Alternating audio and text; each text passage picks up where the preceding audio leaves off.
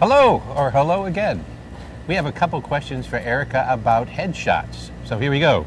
A question. Yes. Are headshots the primary determinant of whether or not I will be called in for an audition for a role?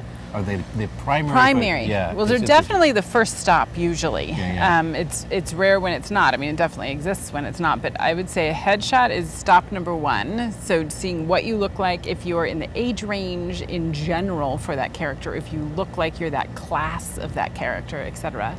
And then I would say the second stop would be a demo reel, and to see your work, to see kind of if you are at a co-star level, in my, respectful judgment, or if you're doing a lot of guest stars, or if you're ready for a leading starring role, etc. It just depends on the genre, and there's 8,000 different scenarios that could happen. And then the third stop, at least for me, is then inviting you to self-tape for a character. And but it starts with that headshot. It's kind of like putting up the target. That's the headshot. And then figuring out how far away you are.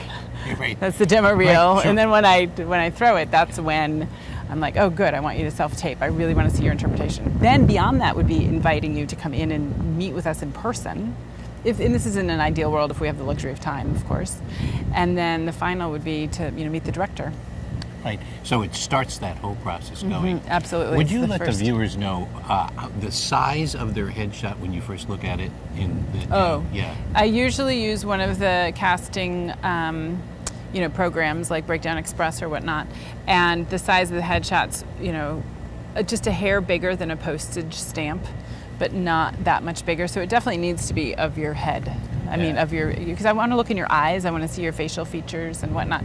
And then I have the ability to click on the Photos tab with any software. This is possible, and I can see a whole array of photos too, and so sometimes that's helpful. But I do know that agents are very particular on what headshot they do submit to casting directors, and of course actors who aren't represented are very particular, hopefully, on which shot they submit for a specific role. So it can really help ease my creative brain into picturing you as that character, whether that is a certain class, whether that is, if you were going to have a very high class, incredibly wealthy, intelligent, character, that headshot isn't going to necessarily be the one with no makeup and messy hair and very, very, the opposite, working class.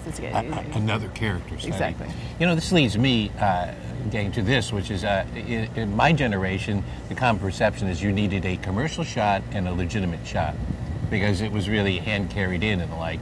But I think there's a new strategy, and especially if you have an agent, ask the agent this, is that when you're doing a setting, it's more like what I used to call the LA composite shot. You have something that's like your worker shot, your lawyer shot, and you're dressed accordingly.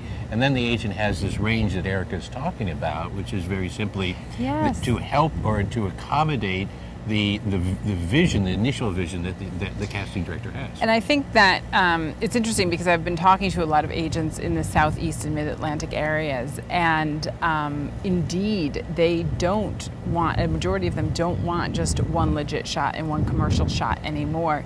It is very nuanced. They want, 8 to 10 photos off the bat that they can choose from so they can submit more carefully. And I love it because it's not going so far. In the old days, people would take, wear their fireman outfit in a shot, like the comp cards, and that's so not what I'm talking about. But it is an indicator in a very subtle way to kind of make the process of making that leap from a casting director's brain or even from a director or producer's brain when you come in the room and show them your picture that, oh, look, I can see the potential of them being this character. It just makes it easier to cast you. That's really the point. It makes it easier to cast you. Woo, there's a bug. Right. It's fine. Talk about it. The bug went away. It did. When Erica talks about it, I would ask you, I urge you to keep in mind what she said, which is help the casting director to understand visually that you have the potential for this role. I think it's a really neat way of putting it. We're working here as a team. to get you closer to a role. So help them out. Really be Exactly. It's a specific. visual medium. So you go there, but then that's when you start looking at the demo reel and like, oh, are they inhabiting this character? So it does start with vision. I mean, but think of movies and television. That's what you're starting with. You're starting with an image. So hope that helps with where the position of headshots is now in modern casting. In the hierarchy. In the hierarchy Yes. casting. Whoa. Thank you.